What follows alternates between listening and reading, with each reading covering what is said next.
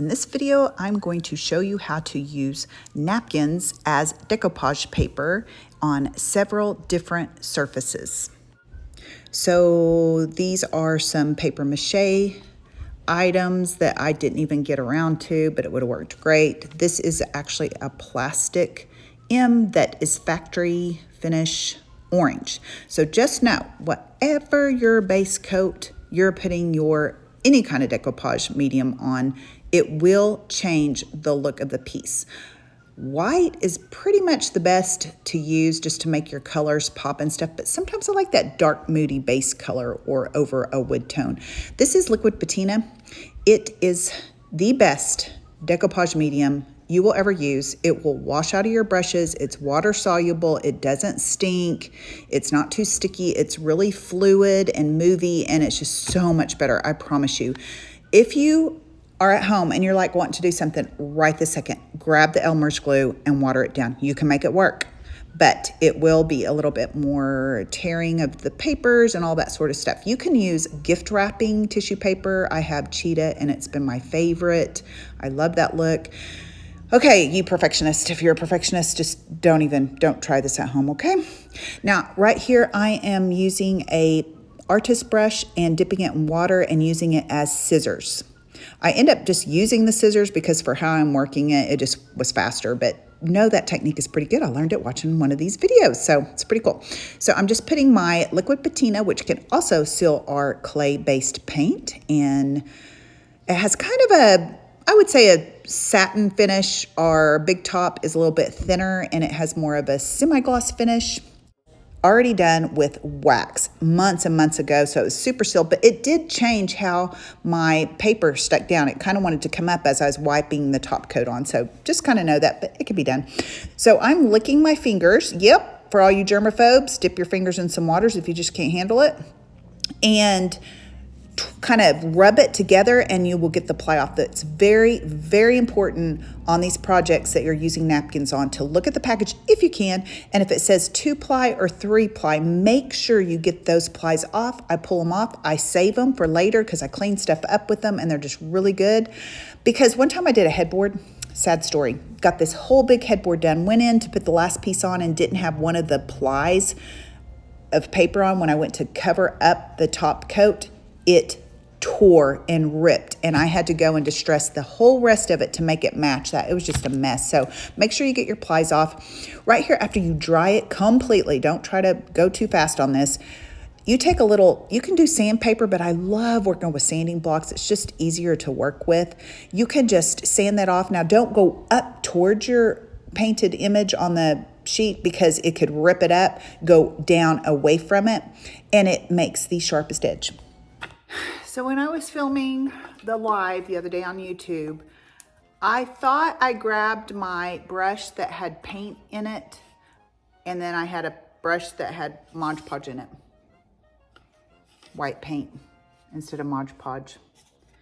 Dulled the colors, and I'm so sad. Look, it was supposed to be red and vibrant and beautiful, and it was turning out so good. And so be careful if you have two brushes side by side. All right, my husband eats one of these pickle jars every 2 weeks. So we're gonna do a pickle jar project for my next workshop. I just put these in the dishwasher, and most of the time the label comes off, but this one, it had some good glue. So we are just taking some alcohol and rubbing it off. I like chippy, layered finishes and not perfect, so I don't really care that there's some on there, but I know I'm gonna have some workshop victims that are gonna want every molecule of that glue off, so I'll have to find some of those kind. Okay, so here I'm doing that technique again where I just wet my fingers and rub it until the ply comes off, but I like to use a safety pin too to get that ply off. Just make sure you get that off. All right, I put 1 coat of white-swan on this jar, and I could have used 2 for full coverage, but I kind of like the showing through into the jar, and some of the tissue ripped, and that looked really cool too. You'll see it here at the end. So you can put 2 full coverage coats if you don't want any distressed looking thing. Do whatever you want, but just make sure your paint is dry before you put your liquid patina on, and don't rub back and forth a lot or it will lift up the base coat paint. Okay, so now you literally just put the tissue paper on. You have to embrace that this is going to be wrinkly. Decoupage paper is a little bit more structured so it doesn't tear or wrinkle as bad, but it still wrinkles. So you cannot be a perfectionist with this project or you'll just make you crazy. So this was a little short and I didn't try to line up the pattern or anything. I just spliced in another scrap to cover that up. You could line patterns up if you want, just like wallpaper, but this is a pickle jar, you know? So kind of the level of project you're gonna do, just get in there and have fun. And I'm telling you, there is just endless possibilities with the tissue paper and the napkins and what you can put it on. So I'm just putting a top coat of the liquid patina over it. And see how I accidentally tore it because I went over it too much? But I like the shine through. I like it to look kind of different. You could even sand it, make it super chippy, and then put some little fairy lights in there that's battery operated. It'd be so cute. Or a little candle. And the battery flameless candles would be cute. And there's just so many ways to do that. Maybe I'll do that on another video. Okay, so let me know. I would love to know if you're going to try this or if you have done it or if you have other ideas or tips and tricks. Let me have it. I would love to know.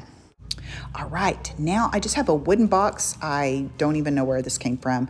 It already had paint on it. I love to pick up things that already have paint and you can just go for it. So we're using that bright blue tissue paper that I showed you earlier. I messed up on the red base that was gonna be so cute. So I just had to get it out of my system and do it. So you could do the whole box, but I just did the front side because that's the scrap I had ready to go. And then I just put Decoupage medium under it, which is our liquid patina, and then a coat over it, let it dry, and I sand it off on the edges. Now I had these little squares that I just got from online somewhere. I got a whole bunch for nothing. And again, I'm just putting it over this. Is so fast. And I end up taking twine and I tie the twine in knots. You'll see me do that just to give it a little bit more grip.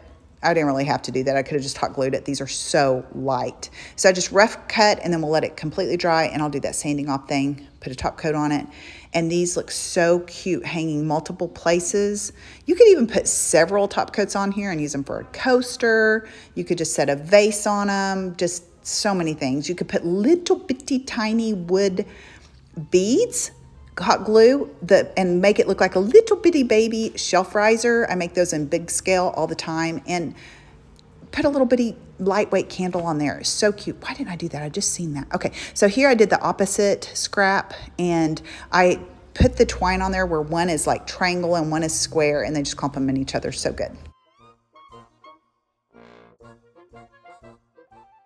Okay, I am taking the lid to the pickle jar, putting some white-swan on there. It takes 2 coats to cover it.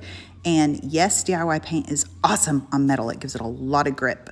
Now I'm taking my dark wax, and since this is already sealed with the big top, or actually the liquid patina, I'm just like dotting it on there, kind of stippling it in different places, and then I wipe it back. So you have a little more control if it has been sealed with wax or our big top. If you put it on just right on the DIY paint, it sucks it up really hard and it's kind of splotchy looking and you don't have as much control to wipe it back. I've done this on a lot of things, and so right here I'm just taking a drill bit that is the same size as the screw that goes to the drawer pull and putting it on there just to show you how easy it is to make them look like canisters.